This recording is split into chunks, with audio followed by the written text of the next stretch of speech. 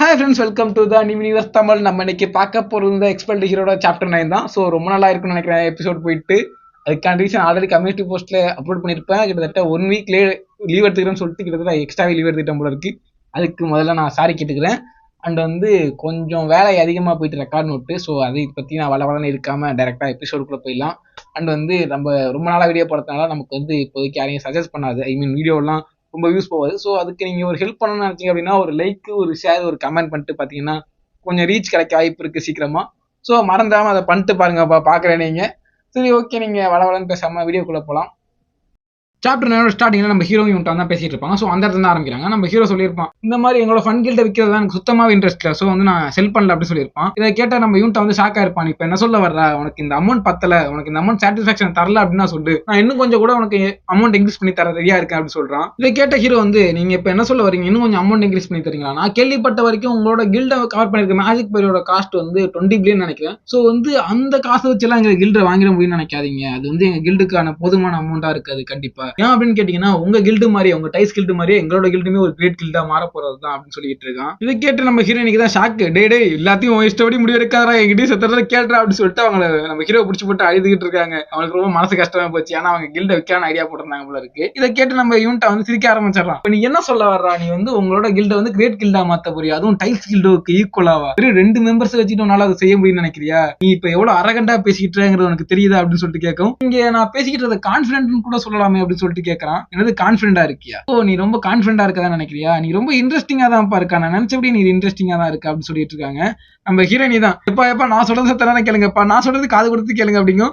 அவனுமே கண்டுக்கல, நம்ம ஹீரோ கண்டுக்கல, யூனிட்டாவும் ஒரு மனுஷனாவே மதிக்காத மாதிரி இருக்காங்க. அண்ட் அதுக்கப்புறம் நம்ம யூனிட்டா அதுல வெளில வந்துக்கிறான். நான் வெளில வந்துக்கிறப்பா, நான் கிவ் அப் பண்ணிக்கிறேன். ஓகே நான் எனக்கு புரியுது, நான் உங்க கில்ட வாங்குறது கிவ் அப் பண்ணிக்கிறேன் அப்படின்னு சொல்லிட்டு கையை தூக்கிடுறான். அண்ட் அதுக்கப்புறம் நம்ம யூனிட்டா சொடக்கு போட்டு, நீங்க இவ்வளவு தூரம் என்ன பாக்குறதுக்காக வந்திருக்கீங்களா, நான் கூப்பிட்டதுக்காக, சோ உங்களுக்கு ஏதாச்சும் கிஃப்ட் கொடுக்க வேண்டாமா அப்படின்னு சொல்லிட்டு நம்ம சொல்லுவோம். நம்ம வாய்ஸ் லீடர் ஒரு பொட்டி தூக்கிட்டு வராங்க. அந்த பொட்டிக்குள்ள பார்த்தா கிறிஸ்டல் இருக்கு. ஆல்ரெடி நம்ம ஹீரோ எடுத்து பிடிக்கிட்டு போயிருப்பால அந்த கிறிஸ்டல் தான். இதை பார்த்துட்டு இது உனக்கு ரிமெம்பர் இருக்கா, உனக்கு ஞாபகம் இருக்கா, லாஸ்ட் டைம் நம்ம பார்த்தப்ப அப்படின்னு சொல்றான். நம்ம ஹீரோ அந்த கிறிஸ்டலை பார்த்துட்டு, இது எதுக்கு எனக்கு ரிட்டர்ன் பண்றீங்க, திருப்பி எதுக்கு என்கிட்ட கொடுக்குறீங்க அப்படின்னு கேட்கும். ஓ அதுவா, அதுக்கான ரீசன் எங்களோட கில்ட் இதுல பண்ண ரிசர்ச் எல்லாம் பண்ணி முடிச்சிட்டாங்க. அது மட்டும் இல்லாம நான் இந்த கிறிஸ்டலை உங்களோட கில்ட் வாங்கினதுக்கு அப்புறம் உன்ட்ட கொடுக்கலாம் அப்படின்னு தான் ஐடியாவில் இருந்தேன். பட் பரவாயில்ல, நான் இப்பயும் உன்ட்ட தரதுக்கு ரெடியா தான் இருக்கேன், எடுத்துக்க அப்படின்னு சொல்லிட்டு கொடுக்குறான். இப்ப பாக்க உன்னோட எலமெண்டரி சீனியர் எப்படி இருக்கேன், ரொம்ப ஆசமா இருக்கல அப்படின்னு சொல்லிட்டு யூனிட்டா கேட்டுட்டு இருக்கான். நம்ம ஹீரோ இதெல்லாம் பார்த்துட்டு அந்த கிறிஸ்டலை ரொம்ப சந்தோஷத்தோட வாங்கிக்கிறேன் உங்கள்ட்ட இருந்து அப்படின்னு சொல்லிட்டு வாங்கி எடுத்து பாக்குறான். அவன் பார்த்துட்டு இருக்கும்போது அவனோட ஸ்பிரிட் இருக்குல்ல, அந்த சீல் டக்குன்னு அந்த கிறிஸ்டலை அப்சர்வ் பண்ண ஆரம்பிக்குது. இதை பார்த்து நம்ம ஹீரோவுக்கும் ஹீரோய்க்கும் ஒண்ணுமே புரியல. அப்பதான் நம்ம யூனிட்டா சொல்ல ஆரம்பிக்கிறான், இந்த மாதிரி நீ மேஜிக் கிறிஸ்டல் அப்சர்வ் பண்ற மூலமா உன்னோட எபிலிட்டிஸ் அண்ட் மேஜிக் பவர் ரொம்பவே இன்க்ரீஸ் ஆகும். அண்ட் அது மட்டும் இல்லாம நீ இந்த மாதிரியே நிறைய மேஜிக் கிறிஸ்டலை கலெக்ட் பண்ணி அப்சர்வ் பண்ணி வச்சுக்கேன், உன்னோட ஸ்பிரிட் என்னோட ஸ்பிரிட் மாதிரியே மெட்டீரியல்ஸ் ஆகிறதுக்கு வாய்ப்பு அதிகம், மெட்டீரியல்ஸ் ஆகும் அப்படின்னு சொல்லிட்டு நம்ம யூனிட்டா சொல்றான். இதை கேட்ட ஹீரோ என்னோட சில்புமே மெட்டீரியல்ஸ் பண்ண முடியுமா அப்படின்னு சொல்லிட்டு யோசிச்சுட்டு இருக்கான். சோ அதோட இந்த சீனை கட் பண்ணிட்டு அடுத்த இடத்துக்கு வர்றாங்க. இந்த இடம் கொரியன் பிரான்ச் அப்படின்னு சொல்றாங்க. இந்த இடத்துல நடக்கிற கதை ரொம்ப எல்லாம் முக்கியம் இல்லை உங்களுக்கு. ஸோ லைட்டா காமிச்சிருக்காங்க. ஸோ அதோட பொதுவா என்ன நடக்குது அப்படிங்கறத மட்டும் எக்ஸ்பிளைன் பண்றேன். ஸோ இன்டென்ஸா உள்ள போகலாம். அங்க ஒரு பொண்ணு பேசிட்டா, நான் தான் இன்டர்நேஷனல் யூனியன்ல இருந்து பேசுறேன், இந்த யூனியன் கிரீச்சர்ஸ் ப்ரொடெக்ட் பண்றதுக்காக இருக்கு அப்படின்னு சொல்லிட்டு இருக்கா. கிரீச்சர்ஸ் அப்படின்னு வச்சுக்கலாம், மாஸ்டர்ஸ் தான் அவங்க கிரீச்சர்ஸ் சொல்றாங்க. ஆல்ரெடி நம்ம ஒரு குரூப்பை பார்த்திருக்கோம்ல, அந்த மாதிரி ஒரு குரூப்பை சேர்ந்தவங்க தான் இவங்களும். அதுக்கு தனியா யூனியனே கட்டி வச்சிருக்காங்க. மூஞ்ச பார்த்தாலே கொஞ்சம் வியடா இருக்குல்ல. அவங்க போன்ல பேசுறதை கேட்டு, நீங்க இப்ப என்ன சொல்ல வரீங்க, உங்களோட கேட் ஒரு மாஸ்டரா மாறிட்டா அப்படின்னு சொல்லிட்டு கேட்கறா. நீங்க கன்ஃபார்மா சொல்லுங்க, நீங்க அது உண்மை அப்படின்னு வச்சுங்களா, நான் உங்களோட கேட்டுக்கு அந்த மாஸ்டருக்கு ஹெல்ப் பண்ணுவாங்க அப்படின்னு சொல்லிட்டு இருக்கா. நீங்க இந்த மாதிரி மாஸ்டர் தான் கலெக்ட் பண்ணி அந்த ஹெல்ப் பண்றதை இவங்களுக்கு வேலையை வச்சிட்டு இருக்காங்க. அங்க பக்கத்துல இருந்த பொண்ணு நான் ஆல்ரெடி கொடுத்த போஸ்டர் ரெடி பண்ணிட்டீங்களா, ப்ரொமோஷன் போஸ்டர் அப்படின்னு சொல்லிட்டு கேட்டுக்கிட்டு அவங்க வேலையை பார்த்துட்டு இருக்காங்க. அப்ப திடீர்னு ஒரு புது பொண்ணு அடுத்த வாலண்டியர் ஆக்டிவிட்டிஸ் எனக்கு எங்க இருக்கு, எந்த மந்த்ல இருக்கு அப்படின்னு கேட்கும். இந்த மந்த் 21 உனக்கு ஒரு ஆக்டிவிட்டி இருக்கு அப்படின்னு சொல்லிட்டு இருக்கா. நான் போன வாட்டி செஞ்ச ஆக்டிவிட்டில நான் ரொம்ப சந்தோஷமா இருந்தேன். பிகாஸ் அந்த வயசானவங்களுக்கு போய் ஹெல்ப் பண்றப்ப அவங்க ரொம்ப பாசத்தோட ஹக் பண்ணாங்க. சோ எனக்கு ரொம்ப சந்தோஷமா இருந்துச்சு அப்படின்னு சொல்லுவோம். ஆமா, எல்லாருமே ரொம்ப கைண்டா தான் இருப்பாங்க, அவங்க ரொம்ப அன்பானவங்க. சோ இந்த மாதிரி நான் ஒரு குட் அவேர்னஸ் நம்ம மக்களுக்கு இடையில கண்டிப்பா ஸ்ப்ரெட் பண்ணி ஆகணும் அப்படின்னு சொல்லிட்டு இருக்காங்க. பாக்குறதுக்கு நல்லவங்கள மாதிரியே இருக்குல்ல. பட் இனிமேதான் ஒரு ட்விஸ்ட் இருக்கு. இவங்க பேசிக்கிட்டு இருக்கப்பயே அப்போ ஒரு சவுண்ட் வருது. அந்த சவுண்டை கேட்டவங்க 2 பேரும் அம்மா அவருக்கு ரொம்ப பசிக்குது போல இருக்கு அப்படின்னு சொல்லிட்டு மூஞ்சி மாறினோடனே அங்க இருக்க 2 பேரும் அங்க ஒரு கூண்டை பாக்குறாங்க. கூண்டுக்குள்ள பார்த்தா ஒரு லெப்பர்ட் மாதிரி ஒரு சிறுத்தை மாதிரி ஒண்ணு இருக்கு.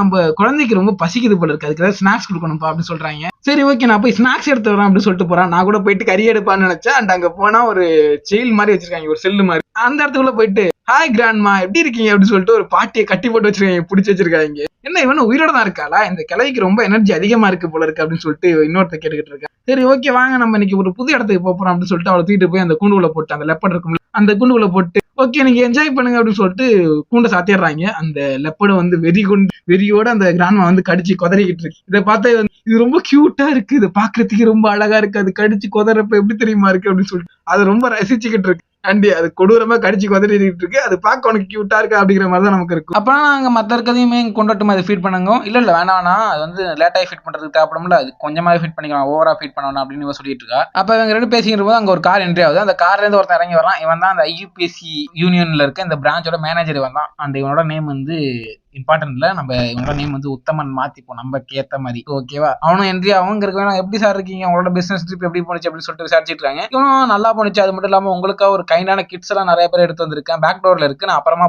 காமிக்கிறேன், லேட்டா பார்க்கலாம் அப்படின்னு சொல்லிட்டு போயிட்டு இருக்கான். கிட்ஸ்ன்னு இவன் சொல்றது வேற எதுவும் இல்ல, மாஸ்டர்ஸ் தான் அப்படி சொல்லிட்டு இருக்கான். ஓகேவா? ஞாபகம் வச்சுக்கோங்க, கொஞ்சம் வித்தியாசமா தான் பேசிட்டு இருப்பாங்க, லைட்டா சைக்கோ மாதிரி. அட்டென்ஷன் எவரி ஒன், நாங்களுக்காக இன்னைக்கு ஒரு குட் நியூஸ் கொண்டு வந்திருக்கேன் அப்படின்னு சொல்லிட்டு ஒரு பாக்ஸ் திறக்கிறான். இது என்னோட பார்ட்னர் ரிலீஸ் பண்ணிட்டு இருந்த ப்ரோட்டோடைப், அது வந்து ஒரு வழியா ஃபினிஷ் ஆயிட்டு அண்ட் ரிலீஸ் பண்ணியாச்சு அப்படின்னு சொல்லிட்டு ஒரு கன்னு மாதிரி காமிக்கிறான். அதுல ஏதோ சீர மாதிரி இருக்கு. இதை பார்த்து இங்க இருக்கவங்க கண்டிப்பா அந்த பொருளா இருக்க வாய்ப்பே இல்லை, அது அதுவா இருக்காது அப்படின்னு சொல்லிட்டு கத்திட்டு இருக்காங்க. இவன் வந்து உங்களுக்கு ஞாபகம் இருக்கா, நான் இப்ப ரீசெண்டா ஒரு காக்கரேட் அப்பேர் ஆனிச்சுல, அந்த காக்கரேட்டை வந்து ஒரு மேஜிக் கிஸ்ட்ல கொடுத்து வேரியண்டா நான் கிரியேட் பண்ணியிருந்தாலுமே வந்து அது வந்து அவ்வளவு ஸ்டேபிளா இல்ல. அது மட்டும் இல்லாம அதோட பாடி வந்து சீக்கிரமா கரெக்ட் ஆயிட்டு அது கண்ட்ரோல் எங்களால அவ்வளவு ஈஸியா பண்ண முடியல, கண்ட்ரோல் பண்றதுக்கு ரொம்ப கஷ்டமா இருந்துச்சு.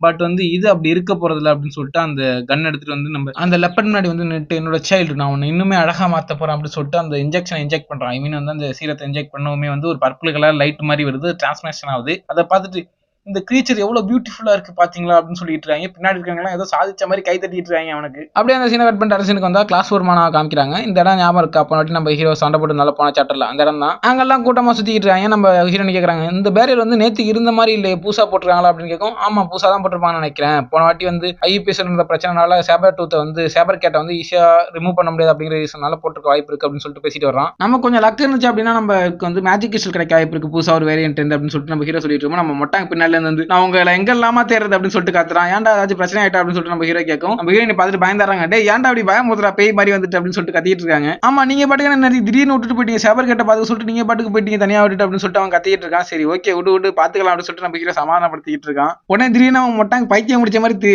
சிரிக்க ஆரம்பிக்கிறான். அவன் பார்த்துட்டு நம்ம ஹீரோயின் என்ன அவனுக்கு ஏதாச்சு பைத்தியம் கித்தியம் பிடிச்சிட்டு தனியா இருந்ததுல பயந்துட்டானா அப்படின்னு சொல்லிட்டு கேட்கும். தெரியல ஏதாச்சும் பைத்தியமா இருப்பானா அப்படின்னு சொல்லிட்டு நம்ம ஹீரோயின் கேட்டுக்கிட்டு இருக்கான். அந்த டைம் வந்து நம்ம மொட்டாங்க வந்து போனை காமிக்கிறான். இதை பார்த்துட்டு நீங்க வந்து அமைதியா இருந்தீங்க அப்படின்னா என்னால நம்பவே முடியல, எப்படி இருக்க முடியும் அப்படின்னு சொல்லிட்டு கேட்கறான். பார்த்தா வந்து நேற்று கலெக்ட் பண்ணிருப்பான சேபர் டூத் அந்த பொருளெல்லாம் அதெல்லாம் வித்திருப்பான் போல இருக்கு. அந்த காஸ்ட்டை காமிக்கிறான். அதை பார்த்துட்டு இவங்க எல்லாம் மிரண்டு போய் வாய பொழுதுட்டான். நம்ம ஹீரோ ஹீரோயின் எல்லாம் வாய பொழுதுட்டான், என்ன இவ்வளவா அப்படின்னு சொல்லிட்டு. இதை பார்த்தா கிட்டத்தட்ட 500 மில்லியன் தான் வந்து எல்லாத்தையும் சேர்த்து செல் பண்ணிருக்கான். அந்த சேபர் கேட் அப்புறம் ஆல்ரெடி கொண்டு இருப்பான் நம்ம ஹீரோ வந்து ஒரு குரேட் மாஸ்டர், அதையும் சேர்த்து தான் செல் பண்ணிருக்கான்.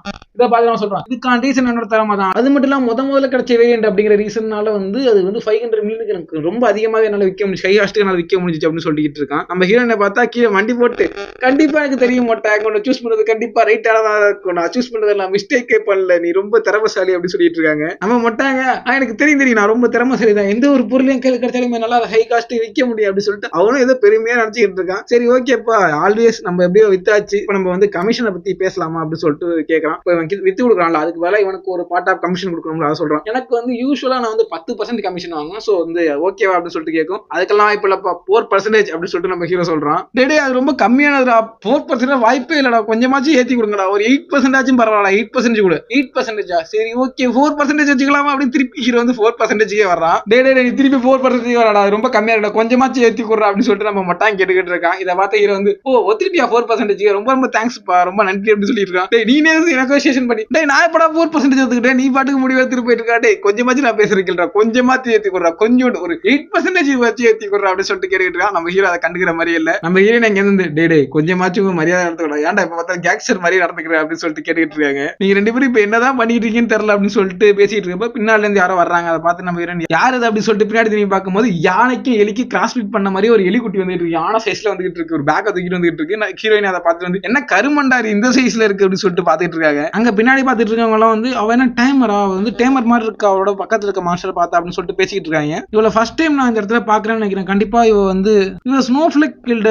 சேர்ந்தவளா தான் இருக்கணும்னு நினைக்கிறேன் அப்படின்னு சொல்லிட்டு இருக்காங்க. அண்ட் இவரோட நேம் வந்து நம்ம யூரின்னு வச்சுக்கலாம். இவ வந்து ஸ்னோஃபிளேக் கில்டு ஐ மீன் ஸ்னோஃபிளேக் வாயில் நுழைய மாட்டேங்குது. அந்த கில்ல இருந்து வந்திருக்க இவ பேர் வந்து யூரி. ஓகேவா, அதை ஞாபகம் வச்சுக்கோங்க. இவளை பத்தி எல்லாரும் கேள்விப்பட்ட வரைக்கும் இவ வந்து சேபர் டூத்தை தேடி தேடி வேட்டையாடுறதா நாங்க கேள்விப்பட்டிருக்காங்க. ஆனா பட் எதுக்குன்னு தெரியல அப்படின்னு சொல்லிட்டு எல்லாம் ஈகரா பேசிக்கிட்டு இருக்காங்க. ரொம்ப வளவலன்னு பேசிக்கிட்டு இருக்காங்க. அந்த பொண்ணை பார்த்தா நம்ம ஹீரோயின் வந்து அவங்க சமக்கூலா இருக்காங்களா அப்படின்னு சொல்லிட்டு இருக்காங்க. நம்ம ஹீரோ வந்து சரி ஓகே நம்ம சீக்கிரம் மாக்குள்ள என்ட்ராவலாமா, ஏன்னா அவரை பாக்குறதுக்கு வந்து ஸ்பெஷலிஸ்ட் மாதிரி இருக்கு சேபர் டூத்தை வேட்டையாடுறது இல்ல. சோ வந்து நம்ம சீக்கிரம் என்ட்ரானா நமக்கு ஏதாச்சும் கிடைக்கும், இல்லைன்னா அவளே வேட்டையாட்டு போயிட போறா அப்படின்னு சொல்லிட்டு இருக்கா. அப்படின்னு நம்ம ஹீரோ பேசிக்கிட்டு அந்த எலிக்குட்டி இருக்குல்ல நம்ம ஹீரோக்கு பின்னாடி வந்து நிக்குது. ஹீரோ வந்து என்ன கருமண்டா அது இப்படி வந்து நிக்குது அப்படின்னு சொல்லிட்டு நம்ம ஹீரோ பாத்துக்கிட்டு இருக்கும்போது இந்த எபிசோட எண்ட் பண்றாங்க. அண்ட் நெக்ஸ்ட் எபிசோட்ல நடக்கும். இப்போ வந்து நம்ம ஹீரோ வந்து பின்னாடி வந்து அது நிக்கிறத பார்த்தா அட்டாக் பண்ற பொசிஷன் நிக்கிற மாதிரி தான் இருக்கு. ஸோ வந்து நம்ம ஹீரோவுக்கு அந்த எலிக்குட்டிக்கு சண்டை வருமா இல்லை வராதா அப்படிங்கிறத நீங்கள் பார்க்கணும்னு வச்சுக்கோன்னா நெக்ஸ்ட் எபிசோடுக்கு வெயிட் பண்ணுங்க. ஒரு லைக் ஒரு ஷேரை பண்ணிட்டு வெயிட் பண்ணினா கண்டிப்பாக வந்து சீக்கிரமாக நெக்ஸ்ட் எபிசோட போட ட்ரை பண்ணுறேன்.